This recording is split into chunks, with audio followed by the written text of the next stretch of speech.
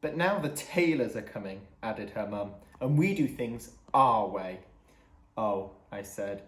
Right, well, you're going to have to leave. I've got a motorhome salesman coming round in 10 minutes, said Rosie's dad, practically shoving us towards the door. A new motorhome? Asked Mum keenly. Yeah, thought we'd treat ourselves for the holiday, said Rosie's mum.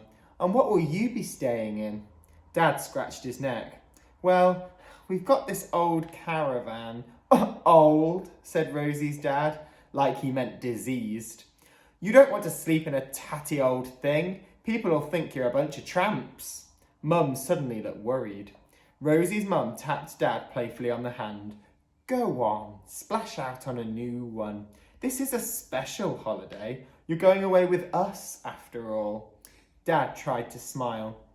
Mum sighed dreamily and leant right into Dad's ear. What a wonderful family, she said, just loud enough that I could hear. And isn't Rosie charming? I said nothing. At that exact moment, I happened to be picking my nose, and the gunk under my fingernail was at least 100 times more charming than Rosie Taylor. The next day, Rosie was back to her normal nasty self. As I walked through the school gates, she hit me over the head with a brown envelope, then thrust it into my hands. I tried not to open it, but Rosie slapped my wrist. It's not for you, it's for your parents. Anyway, I doubt you can even read it. Some of the words have more than 3 letters. Rosie's convinced that I'm thick, and even though she's not exactly brain of Britain herself, she knows everything about clothes and celebrities, but she doesn't know anything about important stuff like maths or geography or donuts. If you must know, she said, it's a timetable for the holiday. It tells your dreadful parents where they've got to be for the whole weekend, from the moment we leave on Friday till the wedding on Monday. Why do they have to know that? Because I've got things I need to do and your parents are too thick to organise their own lives. I didn't reply because Rosie was making me nervous. She's been sucking up to my mum yesterday and now she was being horrible about her again. What was she planning? Rosie is never nice to anyone unless she's going to get something out of it. Like the time she wrote that lovely sweet letter to the local hospital, asking if they'd like to use my body for medical experiments. I owe it to my fans to make this trip perfect, she said, flicking back her hair. Rosie.tv is the most important thing in their lives. Wow, imagine how rubbish the rest of their lives must be. Oh, and BTW, Kat emailed me. Thankfully, they've followed my orders and ditched some Klingzillas from the wedding list. Klingzillas, she tutted. You know, some ancient great auntie and uncle with bad breath. We're each allowed a friend to come with us. Brilliant, I said. I might have someone other than Rosie to have to talk to. I am, aren't I? At least if you've got a friend, you won't be stuck to me all weekend like a lump of dry snot.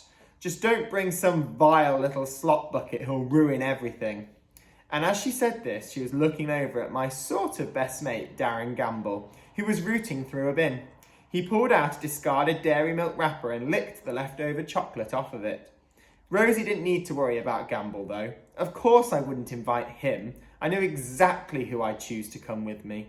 Unfortunately, though, and not for the last time, things didn't go to plan. I would love to come, said Vanya 5 minutes later, but I can't. Overhearing, Rosie cackled at me. I looked at her sharply and she trotted off. She loves it when bad things happen to me. I turned back to Vanya. Why not? She scratched her chin. I've got a karate competition. I was going to ask if she could give the competition a miss when Darren Gamble appeared from the toilets, wiping his hands on his trousers. What are you talking about? Oh, nothing, I said, as Vanya slinked away. I didn't want to mention anything to Darren. He might be my best friend, but I'd never take him to a wedding. He's got terrible manners. One time he told me that he'd been kicked out of a christening for doing a wee at the font. His little bold baked bean-shaped head twitched. Rubbish! I heard you inviting what's-her-chops to a wedding, innit? I cleared my throat. Did I? I'll come, he said firmly. I love weddings, me. Went to my cousin's wedding last year and they were a proper good fight afterwards. Oh, my grandma headbutted the vicar. It was brutal. I didn't have anything to say to this, which was a shame because it gave Gamble a silence to fill. Nice one. Looks like I'm your date then. Oh, does it? Yep. And you can't go back on it because you're my bestest mate in the whole world and I love you, and if you don't let me come, I'll cry for weeks. He paused to sniff. And after I stop crying, I'll probably beat you up. I gulped. This is gonna be well good, he grinned. Then he celebrated by giving me a wedgie so powerful I thought my eyes were going to pop out. I was bringing a clingzilla of my own.